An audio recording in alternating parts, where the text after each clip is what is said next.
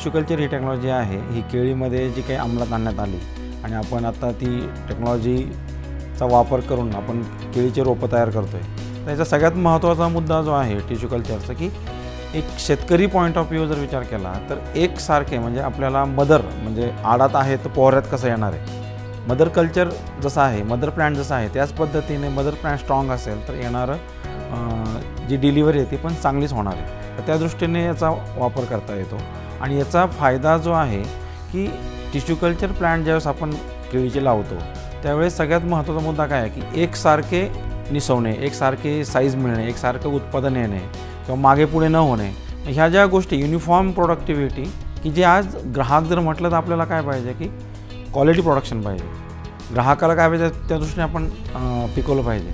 मग त्या ज्या गोष्टी आहेत एक uniform quality, uniform size, uniform तुमचं त्याचा फिजिकल अपीअरन्स, या सगळ्या गोष्टी टिश्यू कल्चरमध्ये आपल्याला सहज शक्य होत आहे। पारंपरिक पद्धत म्हणजे काय की जनरली मागच्या कित्येक वर्षापासून कंद लावणे, आजही जळगाव विभाग जर पाहिला तर कंद जे आहे केळीचे कंद लावण्याचा हा अजूनही प्रथा तिथे जास्त आहे, पण सोलापूर विभागात गेलो आपण, आंध्रामध्ये गेलो तर टिश्यू कल्चरचं ॲक्सेप्टन्स चांगला आहे। म्हणून तुम्ही जर विचार केला तर सोलापूर विभागातून एक्सपोर्ट हा जळगावपेक्षा जास्त होतो। सोलापूर विभागात जर विचार केला तर फार कमी प्रोडक्शन आहे, म्हणजे नंबर ऑफ ग्रोअर्स फार कमी आहेत, क्षेत्र जे आहे ते फार कमी आहे प्रति फार्मर्स, ते जळगावमध्ये खूप आहे। तर त्यामुळे लोक तिथं काय विचार करतात की बाबा मला टिश्यू कल्चर लावलं तर खर्च वाढेल प्रोडक्शनचा वगैरे, पण त्याचा इनडायरेक्टली प्रोडक्शनवर इम्पॅक्ट येणार आहे। म्हणजे जे काही क्वालिटी प्रोडक्शन असेल किंवा प्रोडक्शन जी स्टॅबिलिटी आहे ती तुम्हाला टिश्यू कल्चरमध्ये 100% चांगलीच आहे।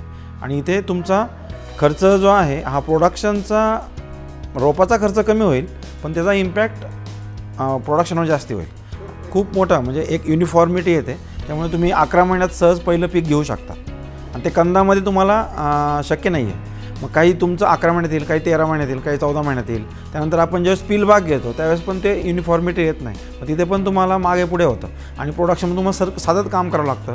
टिश्यू कल्चरमध्ये तुम्हाला प्रत्येक झाडापासून घड मिळणार आहे। कंदामध्ये काही झाडं गेले तुमचे आता एकरी जवळपास 6x5 किंवा 5x5.5 किंवा ची लागवड असते, कारण 1250 ते 1400 रोपं लागतात, त्याच्यात 200-250 रोपं कंदामध्ये तुम्हाला येतच नाही।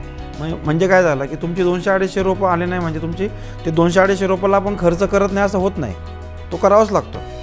आणि टिश्यू कल्चरमध्ये तुमचे सगळे रोपं युनिफॉर्म येतात, त्यामुळे तुमची प्रोडक्टिव्हिटी इन्हान्स होते, ॲश्युरन्स येतो आणि ॲटलिस्ट तुम्हाला 20 ते 25% प्रोडक्शनमध्ये फायदा पण होतो। कंद आणि टिश्यू कल्चर या दोन्हीतला जो मुद्दा आहे, एकतर युनिफॉर्म येतात, तुम्हाला बंच मॅनेजमेंटसाठी तुम्हाला लिमिटेशन 8 ते 9 फण्यांचं ठेवलं तर एक युनिफॉर्म क्वालिटी द्या, म्हणजे जे जागतिक दर्जाच्या दृष्टीने किंवा आपण आज फक्त भारताचा विचार न करता जगाला काय पाहिजे त्या दृष्टीने खूप महत्त्वाचा मुद्दा आहे। आता आपण जवळपास मागे 350 ते 400 कंटेनर आपण दुबई वगैरे ओमानमध्ये केले आणि आपला पहिला कंटेनर ह्यावर्षी युरोपमध्ये गेला। भारतातला आय थिंक हा पहिला कंटेनर आहे, युरोपला पोहोचला आणि तो सक्सेसफुली पोहोचला। म्हणजे टिश्यू कल्चरच्या ह्याच्यात तुम्ही इझिली आणि प्रोडक्शन जे आहे ते प्रॉपर घेऊ शकतात। इथे तुम्हाला युनिफॉर्मिटी येणार आहे आणि म्हणजे तुमचं कॅलिबर असेल बनानाचं, केळीचं, फण्या असतील किंवा जो प्रेझेन्स आहे, अपीअरन्स आहे, लस्टर आहे, हे सगळे तुम्हाला तिथे तुम्हाला येणार आहे आणि एकसारखं हार्वेस्टिंग होतं आणि एकसारखं हार्वेस्टिंग झालं तर एकसारखं पिकायला तुम्हाला त्याचा फायदा होतो। पण तेच कंदामध्ये काय होतं, तुमचं एकसारखं हार्वेस्टिंगला येत नाही, मागे पुढे होतं आणि मग तिथे तुम्हाला पिकायचं म्हणजे तुम्ही पहा बऱ्याच केळांमध्ये काही पिकलेले केळे दिसतात, काही अनपिकलेले नसतात, मग तिथे सगळं ते मागे पुढे होतं आणि तिथे तुम्ही लॉसेस होतात आणि मग व्यापारी परत तिथे नुकसान करतो आणि शेतकऱ्याला भाव पाडून मागतो। केळीकडे जर टिश्यू कल्चरचं प्लांट जर आपण पाहिलं तर आता तुम्ही पहा जगभराचा विचार केला तर इक्वेडोर आहे, कोस्टारिका आहे, फिलिपाईन्स आहे, हे देश प्रोडक्शनमध्ये मागे आहेत। भारत प्रोडक्शनमध्ये जगात नंबर 1 आहे, पण एक्सपोर्टमध्ये आपला क्रमांक 25-30च्या पुढे येतो, म्हणजे 0.18% फक्त आपण एक्सपोर्ट करतो। मग ह्या बाबतीत का मागे का आहे तर टिश्यू कल्चरचं आता ॲडॉप्शन वाढायला लागलं आणि आपण सह्याद्रीने जे काही टिश्यू कल्चरचे प्लॅन्स दिले त्यासोबत आपण सगळ्यात महत्त्वाचं काय आहे की माझ्या रोपात काय आहे, माझं रोप किती सक्षम आहे, किती डिलिव्हर देणार आहे, त्यासोबत नंतर त्याला माझी जमीन कशी आहे आणि त्यासोबत माझं अन्नद्रव्य व्यवस्थापनासोबत माझे फ्रूट केअर, म्हणजे मी जे काही फ्रूट्स आहेत जे निसवल्यानंतर जी त्याची केअर करतो ती मी प्रॉपर कशी करतो की जे मला ग्राहकाला पाहिजे त्या दृष्टीने माझं उत्पादन घेणे. ॲग्रॉनॉमी पॉईंट ऑफ व्ह्यू मला जे आहे की आपण फिलिपाईन्स आणि कोस्टारिका जर विचार केला तर त्यांच्याकडे प्रोडक्टिव्हिटी ही आपल्यापेक्षा ऑलमोस्ट 1.5 पट आहे. म्हणजे 40 किलोपासून तर 60 किलो प्रति झाड त्यांचं प्रोडक्टिव्हिटी आहे. आपली प्रोडक्टिव्हिटी जी आहे ही 20 ते 25, काही शेतकऱ्यांकडे 30-35पर्यंत येते. पण मग जागतिक दर्जाच्या दृष्टीने आपल्याला जर करायचं असेल तर आपल्याला ही प्रोडक्टिव्हिटी 20वरून 30 ते 40वर न्यायची, 40वरून मग 50वर न्यायची. तर याला ॲग्रॉनॉमिकल प्रॅक्टिसेस खूप महत्त्वाच्या आहेत की मी जे काही खतं टाकतो आहे ते मी गरजेनुसार टाकतो आहे का, माझी सॉईल हेल्थ किती, माझी सॉईल किती सक्षम आहे, किती सजीव आहे, किती ऑर्गॅनिक कार्बन आहे. मग आणि दुसरी गोष्ट मी जे काही न्यूट्रिएंट देतो आहे ते मी न्यूट्रिशन रिमूव्हलप्रमाणे आपण जे काही ॲग्रॉनॉमी जर पाहिलं तर किती नत्र, स्फुरद, पालाश, कॅल्शियम, मॅग्नेशियम 1 टनासाठी जे लागतात त्यानुसार मी त्याचं ॲप्लिकेशन जर केलं तर 100% मला हे शक्य आहे. ह्या दृष्टीने आम्ही पाहतो. म्हणजे रोपानंतर त्या शेतकऱ्यांना गाईडलाईन्स, त्यानंतर त्यांना न्यूट्रिशन प्रोग्राम, त्याच्या पानदेट परीक्षण. आज आपली सह्याद्रीची लॅब आता चालू झालेली आहे तर तिथे पानदेट परीक्षण करून त्यानुसार त्या लॅबनुसार त्याचा रिपोर्ट आणि त्यानुसार खतांची शिफारस आणि त्याच्यानंतर मग फ्रूट केअर.